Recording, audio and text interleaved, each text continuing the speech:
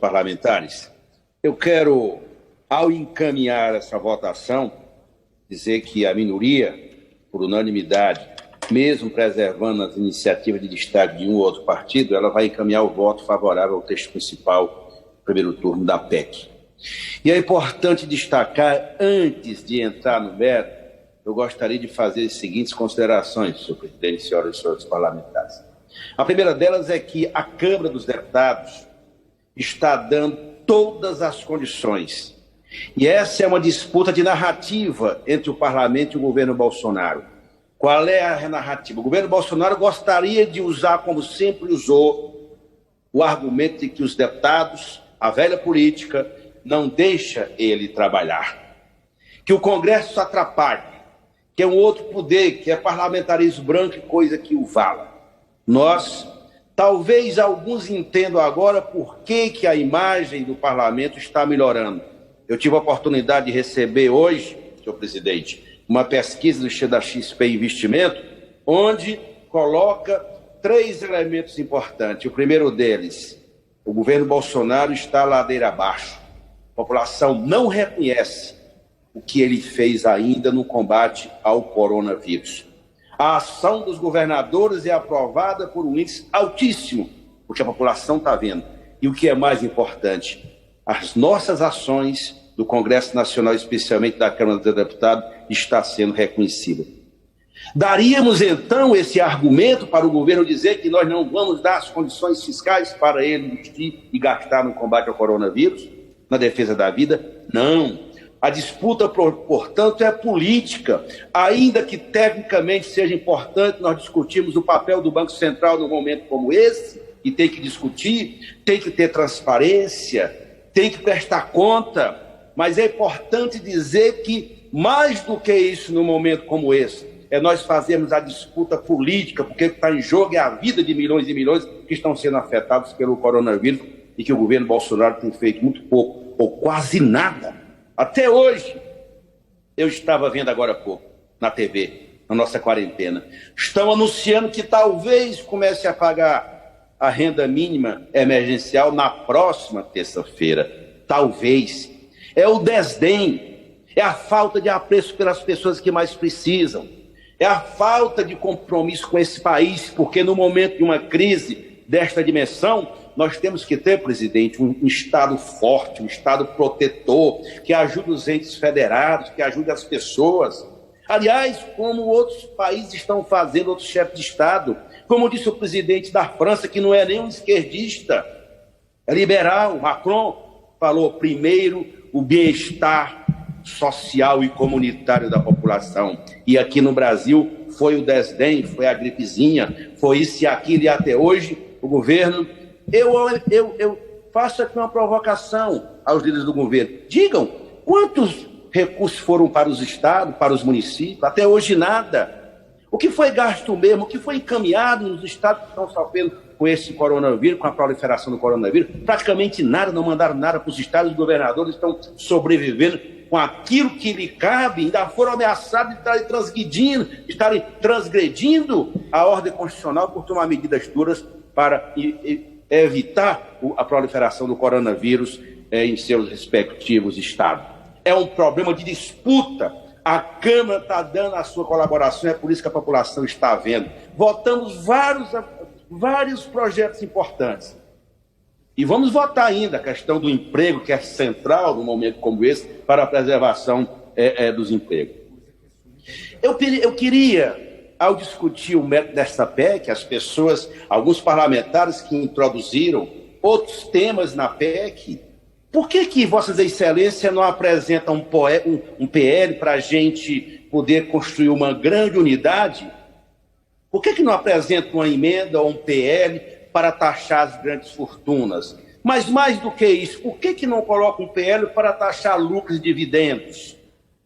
O sistema financeiro não fez absolutamente nada, está só esperando a facilidade para continuar obtendo os lucros exorbitantes que estão tendo. Por que não apresenta? Por que a gente não faz um pacto nacional para votar, para taxar o andar de cima, presidente? Porque numa hora como essa, todos têm que colaborar, Por que essa demagogia barata que alguns falam que é para taxar, que é diminuir o salário dos servidores? Por que a gente não discute o extra-teto?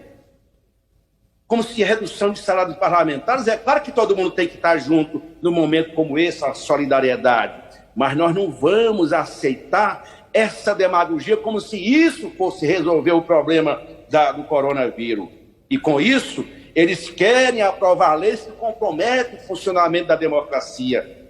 Democracia pressupõe custo. Eu prefiro, senhores e senhores parlamentares, que a democracia funcione, que os partidos existam fortemente, do que eles e as nossas campanhas, como alguns são, financiadas pelo sistema financeiro.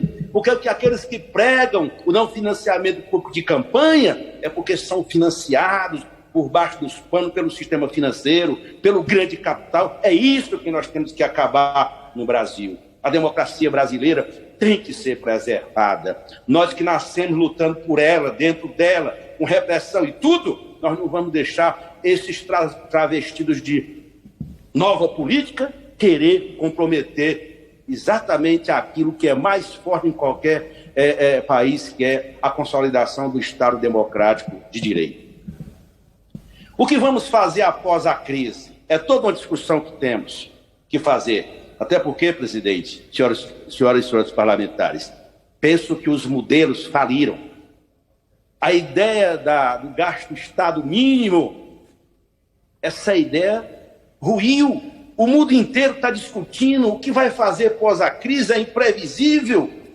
Mas é bom dizer que, no Brasil, a crise do coronavírus, ela agravou a crise econômica. Mas por que nós não dizemos que o ano passado nós só tivemos um crescimento de 1,1%? É porque as medidas até agora, o Guedes, presidente, fala na televisão todo dia, anunciaram 750 bilhões, o que foi liberado até hoje? Absolutamente nada.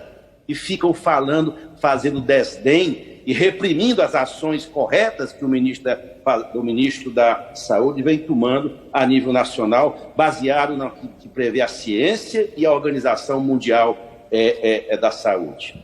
Nós, portanto, precisamos dar o exemplo, e a Câmara Federal, presidente, está dando.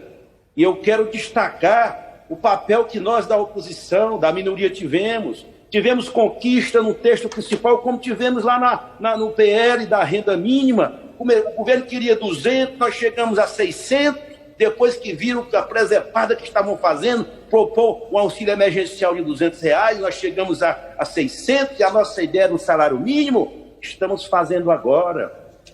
São conquistas importantes, meus caros líderes.